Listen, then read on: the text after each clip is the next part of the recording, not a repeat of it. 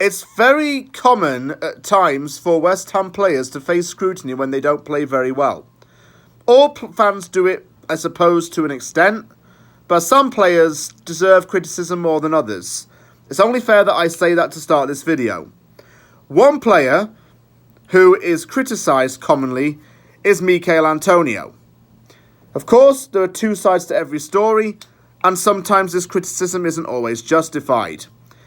Antonio has spent large chunks of his West Ham career being the lone striker because of the club's inability to sign a suitable replacement forward in January windows and even in the summers. This has meant that he's often been run to the ground. His hamstrings have had to be wrapped up in bubble wrap, to put it metaphorically, and he's had to be rationed in terms of his playing time. The biggest worry for me at the moment of recording this video is that Antonio has only scored 5 league goals since the 1st of January 2022, and he's supposed to be a striker.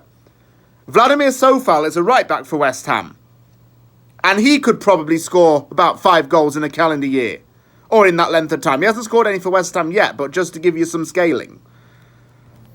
Antonio is coming under this kind of pressure because I don't see the same player that I saw around 5 years ago. His legs are starting to go a bit. He's 32 years old, soon to be 33 later this year. We need young players in this team. That's obvious. Antonio's been at the club for 8.5 years, having signed from Nottingham Forest on deadline day 2015 for a fee of £7 million. Having been initially benched, he finally got a breakthrough under Slaven Bilic in December 2015 and went on to score 9 goals in all competitions that season. In 2017, he was named the 2016-17 Hammer of the Year. And in the 2017-18 season, he battled against an injury, which ruled him out for the season. During his time at West Ham, Antonio has been played in several positions, notably as a striker, winger, and even went as a right-back on one occasion. It adds to his versatility in a way, but his best position is winger or forward. Antonio had initially called for some competition in the team, and this competition came through the form of signing Italian international striker Gianluca Scamacca. And Danny Ings recently came into the team to add more competition and to make Antonio really fight for his place. Although he's made 19 appearances this season, Michail has mainly come off the bench, and it seems more than likely that Antonio may leave the club sooner than expected. In an interview with the Footballers Football podcast, he said, quote, "Honestly, I've not ruled out anything. There are talks, so whatever happens, happens.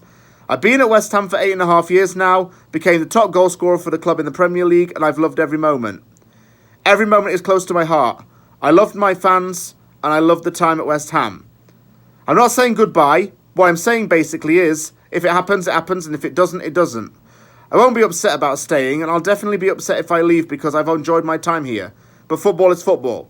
Players move, players stay. And 8.5 years at one club, I would never have thought it because before I came to West Ham, the most I'd stayed at a club was 2 years. I've still got 18 months here. I can't say I'm going because I've still got 1.5 years left at the club." Doesn't really do him much favours by saying that. He's not ruling out anything. And this is what I don't get, really. I'm trying to find the words to say this. I won't be upset about staying. Well, you shouldn't be. But I'll definitely be upset if I leave. We get that. What doesn't really help is the fact that Moyes says we still depend on Michail a lot. We still like him. When he's saying things like this, David, I don't think he really wants to stay around. I'd start to question his true intentions. And you know what's even funnier? Everton's willing to pay him $150,000 a week to sign him. Like, why? Why are you paying that amount of money for a 32-year-old who's not got long left in the tank? It makes no sense. It really makes no sense why Everton would even think about doing that. Antonio has been one of the best players of my generation supporting West Ham. I have to put that out there. He scored many great goals, good celebrations as well, funny celebrations, and there's all-round funny guy in the dressing room. But I think time's come to move on from him. We can't keep relying on him. Because once he gets injured, we're done. It's been the case for the last 2 seasons. We're done if he gets injured again. I would bring in someone younger, but I don't think we have much plan to do that with such little time left in January. Unless we go on a deadline day bonanza, I don't know what's going on. I really don't know what we're going to do there. But he really hasn't helped himself, and he hasn't really deserved to start in the team either. But then again, he's been run to the ground, like I say. So it's a bit of a difficult one where you have to sit on the fence. However, if he does leave, I'd understand it. I think it would be good for him to get some fresh start and good for the club as well.